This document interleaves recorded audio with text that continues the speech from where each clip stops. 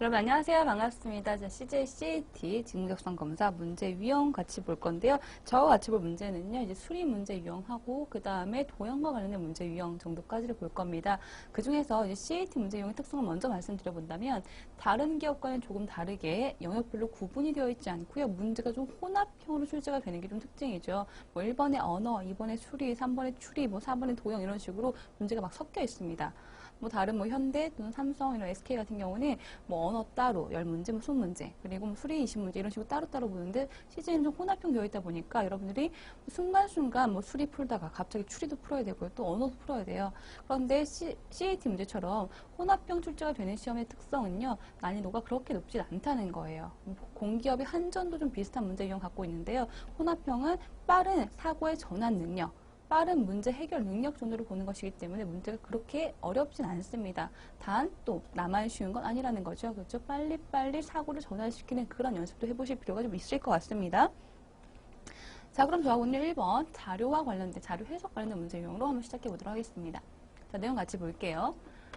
다음은 경제의식에 대한 설문조사 결과에 대한 표이다. 이에 대한 설명 중에서 옳은 것은 무엇인가? 자, 역시 옳은 것인지 옳지 않은 것인지도 미리 한번 확인해 보시고요. 그 다음에 자료의 주제. 자료 주제 파악하시는 거예요. 가끔 가다가 자료가 이제 하나만 나오지 않고 자료가 2개 이상 나올 때도 있잖아요. 그럼 그 자료가 첫 번째는 뭐를 의미하고 있고 두 번째는 무엇을 의미하고 있는지 자료의 제목, 주제 파악하시고 단위가 무엇인지도 한번 확인하시고요. 그런 것도 좀 중요합니다. 그 주변 것들 미리 파악하는데 몇 초 안 걸려요. 그런데 그 몇 초가 굉장히 큰 역할을 할 수가 있거든요. 자, 주제 파악과 단위 확인했고요. 그 다음 가로축과 세로축 봅니다. 구분과 전제, 성별, 학교별 나와 있고요. 그 다음 설문 내용이 무엇인지 한 번 더 구분되어 있습니다. 자, 이 정도 보고. 물론 여기서 숫자까지 다 보고 가자는 건 아니에요. 제가 말씀드린 그 범위까지만 보는 게 중요하다는 거예요. 이거 다 보는 건 별로 의미가 없죠. 그렇죠? 자, 그러면 보기 확인하겠습니다. 1번 볼게요.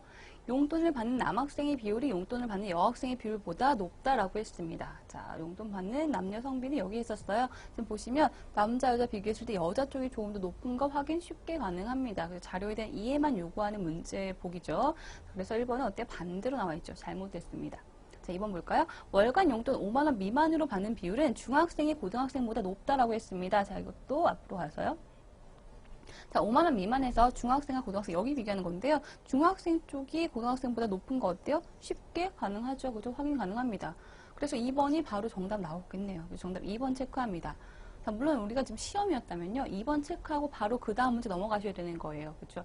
만약에 정답이 너무 빨리 나와서 이게 좀 이상해서 아래는 보기까지 지금 마저 막 보고 있다고 하는 것은 나를 못 믿게 되는 거거든요. 여러분들은 시험 준비를 나를 충분히 믿을 수 있을 만큼 충분히 대비하시고 들어가셔야 되는 거고, 그리고 답이 나왔을 때는 굳이 시간 더 끌지 않고 바로 뒤로 넘어가셔야 되는 겁니다.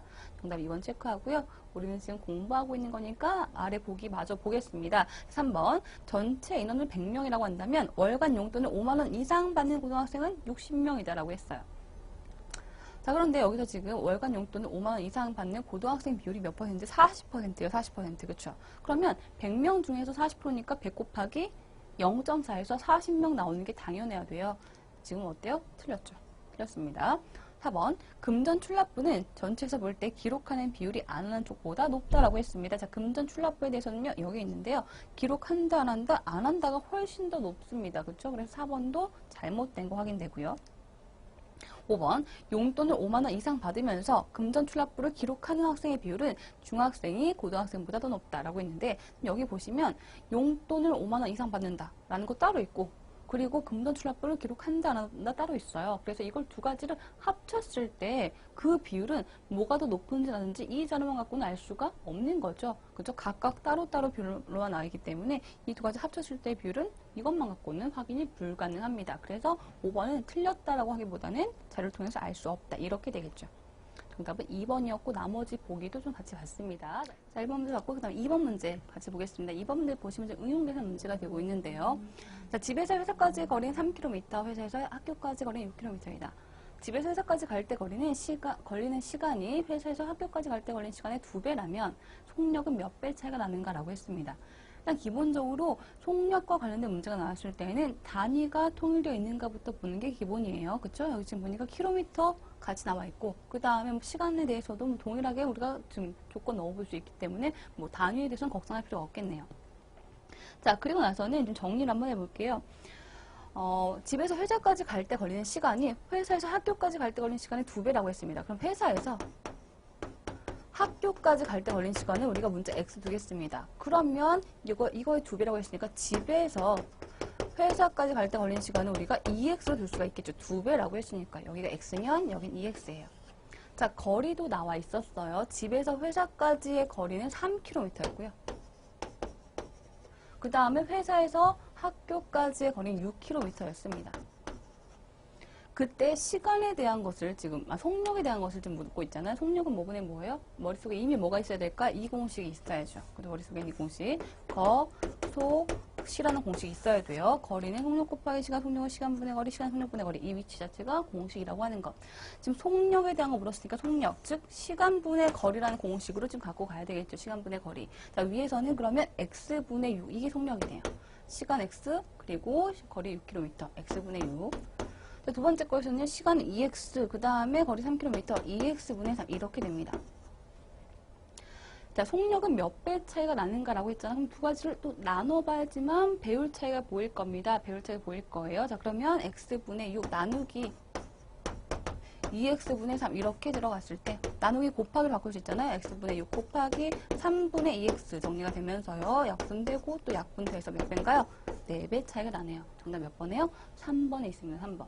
그렇죠? 자, 중요한 것은 제일 처음에 뭘 문자로 둘지 그게 중요한 거예요. 회사에서 학교까지 갈 때 걸리는 시간의 2배라고 했으니까 여기를 x 두셔야지만 분수가 나오지 않고 2x 이렇게 둘 수가 있다는 거고요. 그 다음 구하라고 한 게 속력이었기 때문에 속력 쪽에 정리한 겁니다. 시간분의 거리, 시간분의 거리. 그 다음엔 두 개를 나눴을 때 값이 지금 결과 배율이 나올 거기 때문에 뭐가 더 큰지 판단해 보셔야 돼요. 분모는 작아야 크고 분자는 커야 큰 거잖아요. 그래서 분모가 작고 분자가 큰 x분의 6이 얘보다 크겠다. 분모끼리 비교해 보시고 분자끼리 비교 한번 해보는 거죠. 그래서 큰 것, 나누기 작은 것 해서 몇 배인지로 그거에 구해 본 겁니다. 정답은 3번.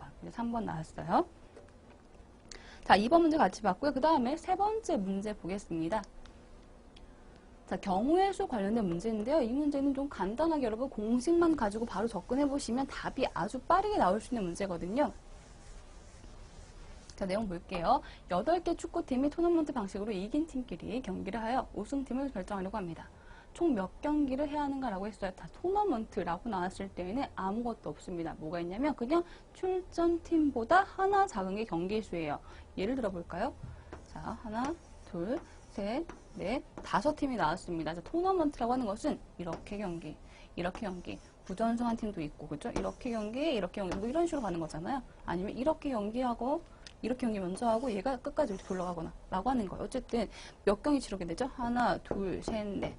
이쪽 가도 하나, 둘, 셋, 넷이에요.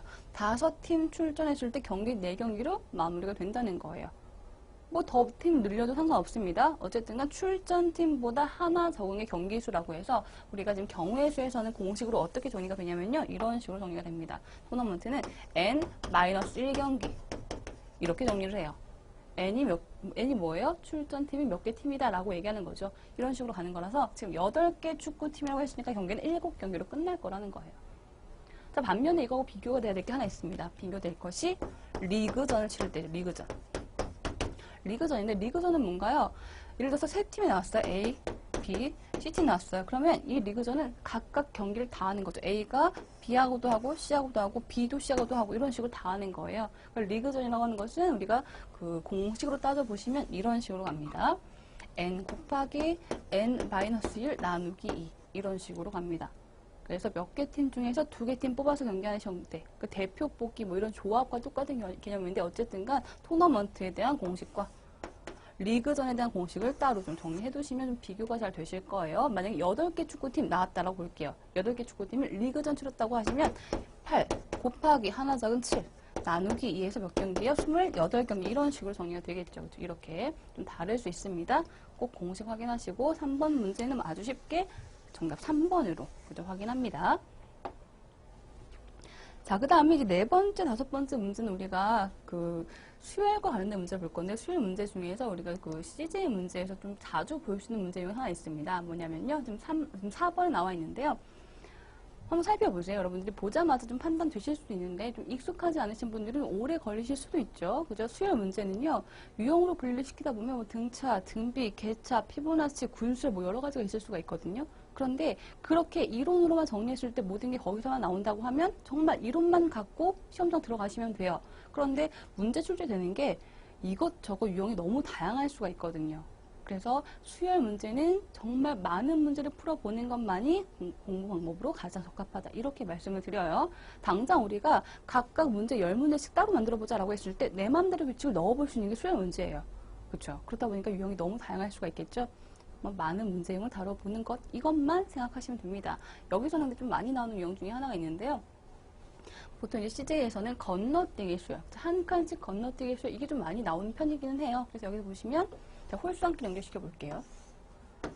자, 홀수 한끼 연결시켰을 때 지금 공식은 뭔가 5배씩 증가가 되고 있다는 거예요. 5배씩. 물론 지금 A도 비어있고 B도 비어있다 보니까 조금 그게 헷갈릴 수는 있겠죠. 근데 여기 중간에 5배가 되고 있다는 거 하나 보이잖아요. 그럼 그 과정 넣어보는 거예요. 그 과정 넣었을 때 A하고 B에 들어가 있는 숫자를 한번 생각을 해보고 그 안에서 답이 나오고 있다면 뭐 답으로 내면 괜찮다는 거죠. 그렇죠? 그럼 A는 뭐가 들어갈까? 3이 들어가면 5배라는 공식이 들어갈 수 있을 거고요. 75에도 곱하기 5 해버리면 B에 들어갈 수 있는 숫자는 뭘까요? 곱하기 5 했더니요. B에 375가 들어가네요. 그렇죠? 그랬을 때 A 빼기 B를 구하라고 했습니다. 그러면 3 빼기 375 마이너스 되겠죠? 마이너스 370이 정답 몇 번? 5번에 있네요. 가능하겠죠? 이 공식이. 그렇죠? 자, 그러면 우리가 뭐 짝수함끼리 볼 필요까지는 없겠지만 문제 풀 때. 근데 공부할 때는 그것도 봐주시는 거예요. 자, 8에서 12, 28, 그리고 여기서 92까지 갔습니다. 제일 처음에 얼마 됐나요? 플러스 4가 됐네요. 두 번째는요, 플러스 16이 됐죠. 자, 지금 보니까 4에서 16, 몇 배? 4배만큼을 더 더해준 거예요. 다시 한번 4배 해볼까요? 4배 봤을 때 얼마가 커지면 좋을까요? 64가 커지면 좋겠는데 64 커지는 거 어때? 그것도 맞다는 거죠. 그렇죠? 그래서 지금 여기서는 짝수항에 대한 공식까지 찾아보시면 조금 더 공부가 되실 것 같습니다. 가장 많이 나오는 게 홀수항끼리, 짝수항끼리 건너뛰기 수열로 보는 것이 좀 많이 출제가 되고 있다라고 한번 유형으로 분리시켜 보시면 되겠고요. A하고 B값 들어가는 거 구해보시고 마지막에 구하라고 하는 계산 C까지 한번 넣어서 정답 5번 확인했습니다. 자, 그 다음에 5번째 문제 보겠습니다. 자, 이거 보시면 아마 이렇게 3개씩 끊어져 있는 게 보이실 거예요. 좀 친절한 거죠. 자, 원래는 그냥 막 연결되어 있어. 이게 끊어지는 것인지 알 수 없게 그냥 쭉 연결되어 있는데 이건 좀 친절하게 3개씩 끊어져 있습니다. 군 수열로 보란 얘기예요. 각 군마다 끊어서 3개씩끼리의 숫자 규칙 찾아보시면 그러면 이제 일정한 규칙으로 그 다음 A값도 B값도 구할 수가 있을 것이다. 이렇게 접근을 한번 해보는 거예요.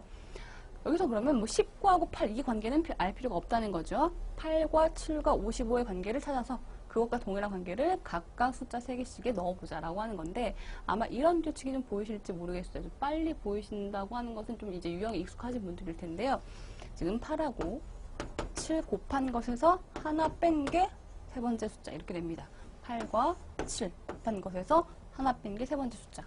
자, 그럼 여기서도요. A하고 5를 곱했을 때 그보다 하나 작은 게 19가 되려면 A에 뭐가 들어가야 될까요? A에 4가 들어가야 되겠죠? 앞에 20이 만들어줘야 되니까요. A는 4가 될 거고요.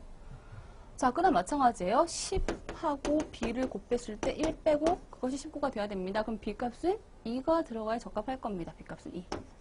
자, 구하라고 했던 것은 A하고 B를 곱한 값이에요. 그렇죠? 그래서 4하고 2를 곱한 몇 번? 2번이 답이 되겠죠. 이렇게 군수열이 나왔을 때는 각각 군마다의 숫자 규칙을 확인하고 그 동일한 규칙이 나머지 군에도 들어갈 수 있는지를 한번 확인해 주시는 건데 이게 군수열이 제가 아까 친절하지 않을 수 있다고 했잖아요.